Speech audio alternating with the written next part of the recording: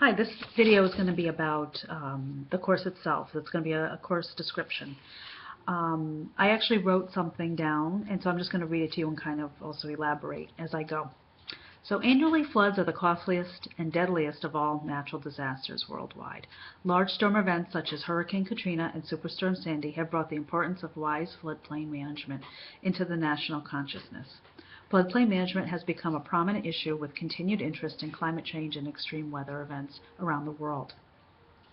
Floodplain management encompasses many diverse disciplines, such as engineering, planning, land use, zoning, mapping, public policy, real estate, banking, insurance, and risk management, hazard mitigation, disaster assistance, emergency management, legal issues, coastal issues, climate change, and economics. Understanding these complex, competing interests and perspectives are important for the emergency management professional. In this course, you will gain an overall knowledge of the various topics related to floodplain management, with the goal of aiding emergency managers at all government levels, state, federal, and local, with their professional roles and responsibilities.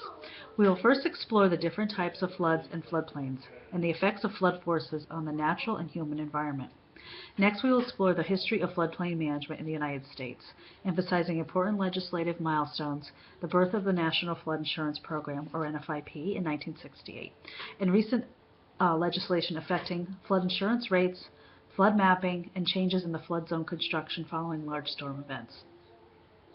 Much of floodplain management is based on the criteria set by the NFIP, which is the second largest fiscal liability of the United States government behind Social Security. You will gain an in-depth understanding of the principles of the NFIP, which is often called the three-legged stool, with its main components of flood insurance, flood mapping, and flood regulations. The interrelationship and disconnects between these three components can affect governmental and personal decisions related to floodplain construction. We will also explore how floodplain management and the NFIP are utilized in the post-disaster environment.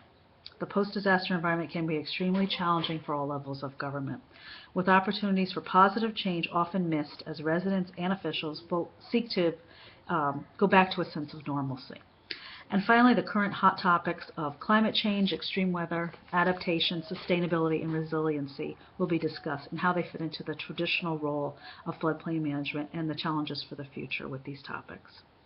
So that's a little bit about what we're going to be doing. 7 modules. There's an awful lot of material, I have to admit. I'm going to say right now there's a lot of links to some very large government reports or private reports too. You don't always have to read every one. Maybe you're going to read the executive summary.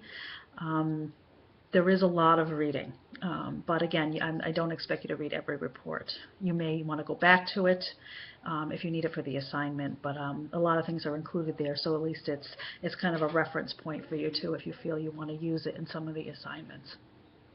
The only other tip I can say is, again, don't wait till the last minute. I know they say this to you all the time. I actually had to take an online course to teach this course, and I had never taken an online course before. Finding a schedule and how you want to work the course is probably the most important thing, and how it fits into your life.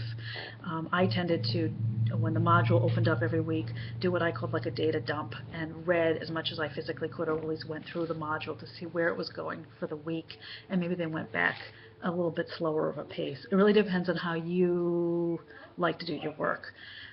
But doing it the last minute at night, all of it is going to be impossible. Believe me, I've been there myself. When you're up at 10, 11 o'clock at night and you're trying to jam everything in, you really just kind of lose it. So I'm sure you already know that, and people have told you that one before. But it might take you a week or two to kind of find that groove. But once you do, you'll find it's better. And as always, always email if you have problems with the material, with other things going on in your life, and you just need a little more time, or you need to have some allowance a certain week. We can work on that, obviously. And obviously too, use your other classmates for help too if you feel you'd rather do that. I'm definitely more of a person who likes to struggle through everything. So it really depends on how your style is and how you want to approach this. Okay? So again, I'm going to see you in the virtual classroom.